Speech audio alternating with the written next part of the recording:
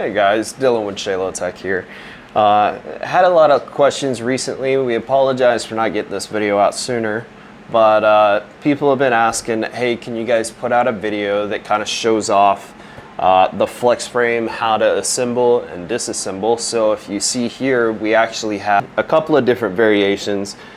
We have our XL rail 17 round mag housing variant. We also have a X rail with a 10 round mag housing, the double XL rail with a 17 round mag housing, and then a XL rail with a 12 round mag housing. First thing is you have a variety of different options you can kind of go with. So here we have the XL rail with a 17 round mag housing, 17 round back strap, trigger guard, FCU housing locking block, and then your 17 round grips. As you can see here, we do have the Harbor Freight tool set. This is a standard set. You can go pick this up at your local Harbor Freight, your Lowe's, Home Depot, any of those options should have them. And then one other tool you'll need is a T10 torque screwdriver, and then this Quinn inch-pound torque screwdriver as well. This is also from Harbor Freight to try and make everything super easy. You don't need the highest quality tools to be able to do this. If you have them, hey, that's great. We do recommend you use higher quality stuff with it just to make sure all of your parts hold up better and you don't accidentally strip screws and things. But this is to show you that you can use just normal generic tools from your local hardware store. One other thing we do recommend is blue Loctite. So make sure to grab some of this. We recommend that just about every screw that goes in gets Loctite on it. For this video, for the purpose of this video and to speed things along, we're not going to use it for it. But I will tell you like what screw to put it with and what you don't have to put it with. So we're going to move that to the side. What we are going to do is also we're going to put a list of the tools that you're going to need. All right, so now you've got your tools, you're all set to go. Let's go ahead and jump in. So if you look at the top of the XL FCU housing here, and this is what it'll look like on all of our FCU housings, you'll see a little bit of a cutout for that FCU housing locking block. You just drop that in back there and push it forwards. You're now going to be able to see the screw hole appear. Now we're going to grab our 6/32 screw. This is going to pop in right into that hole, and I like to hand tighten this trigger guard on to get it started.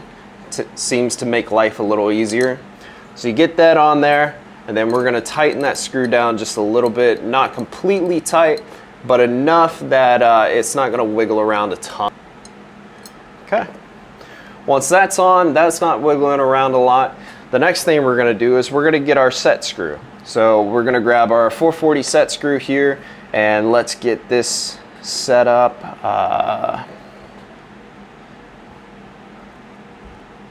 So now the next thing is we're going to get our 440 set screw, and we're going to put it into our trigger guard here.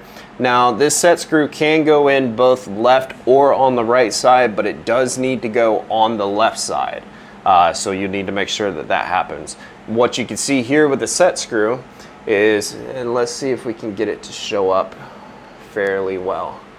You can see at the end of that set screw is where that part is gonna sit into the mag housing and lock it in. So let's go ahead and screw that in. Now as you're screwing this in, you do want to make sure that it does not pop out the other side. If it does, what this is going to cause is for you to not be able to put the mag housing on. So you do need to back that screw out a little bit so that it doesn't pop out on either side. Once you have it set like that, you'll come in, you'll grab your mag housing, you'll be able to seat it together. We do like to put it down on the table, push down on the back beaver tail there, and then that will push the frame together. Now you're kind of like halfway there. So your next thing is you're going to grab your 832 screw. We like to put this over on the right side first. No specific reason, but that's where we do it. So we're going to go ahead and tighten this down. Now remember, you don't have to tighten everything super tight because we are going to come back in with a torque screwdriver and make sure everything is exactly as it needs to be. So we'll go ahead and get this tight, and then we'll show you the next one. All right, so you've got that one back there tightened. The next one we're gonna grab is a 440 screw. We're gonna put it in to the small holes up in the front, and we're gonna tighten those down as well. All right, once you have those in, we'll get our last 832 screw back here and tighten this down too. All right, so you've got all those screws in. Now we're gonna do the back strap. The back strap is gonna use those same 440 set screws that you use for the trigger guard. I already have a set in here to kind of make life easy and to show you the process here. So what you're gonna do is you're gonna tighten those down, and you'll see here at the back, they do start to come out and protrude. So you're gonna back those in a little bit to make sure that they're flush with the back, because you don't want them poking out, because if you do, you won't be able to get them to slide into the mag housing. So do the same thing with the bottom one. One thing to take note is if you have a magwell and you happen to be using a magwell, one of our ShaloTek magwells, then what I do recommend is you go ahead and put your set screw for that magwell in now. That is a 632 set screw, because you're not going to be able to get this in without taking that back strap off. So if you don't have that magwell, we'll go ahead and move to the next part. You take that back strap, you'll slide it right in to the back of that mag housing, and from here we will tighten these down to hand tight. You do need to be very careful that you do not strip these screws.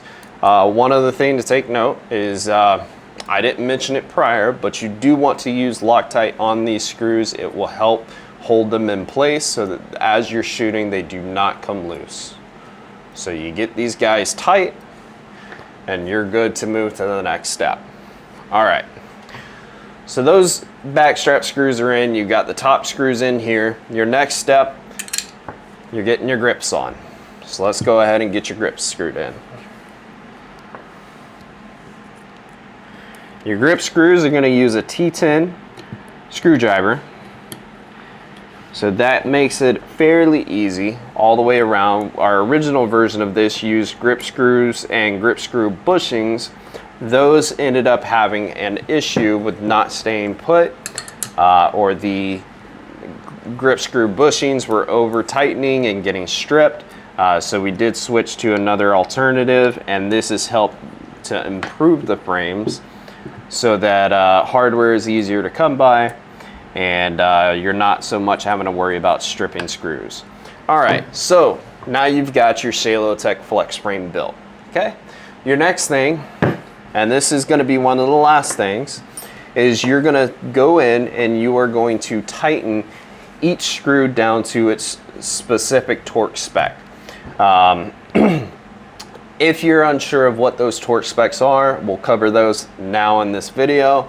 But if you are working through this without the video, we do have those torque specs listed on our PDF manual that's on our website, so you could also check that out. We'll have it linked in the description to make it easy for you. So let's go ahead and jump into this. So for your grip screws, we're going to be tightening to 10 inch-pounds. So we'll go around. We like to make sure that this clicks twice.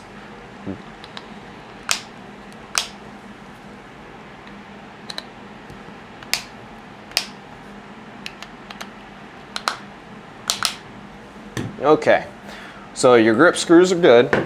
The next thing you're going to want to do is we're going to go ahead and do the tops here. So let's do the bigger ones first.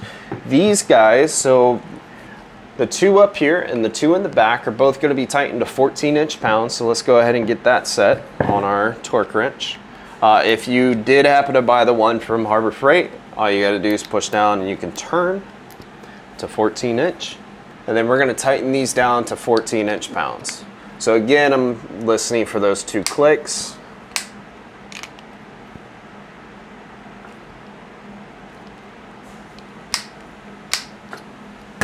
All right, so that's all set. Next ones we'll do are going to be the smaller ones up front. These I do want to be careful with because you can strip these fairly easy, so make sure you're putting down enough pressure so that these do not strip.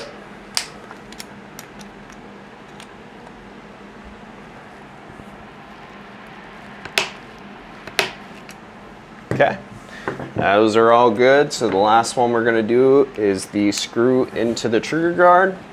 Same thing here, 14 inch-pounds, 2 clicks. All right, so now you're all set there. The one last thing we do want to do is we do want to make sure that this trigger guard set screw is tightened all the way in to the mag housing over there. And then once we've got that all tightened, then we're good to move on. Now you have your ShaloTek flex frame.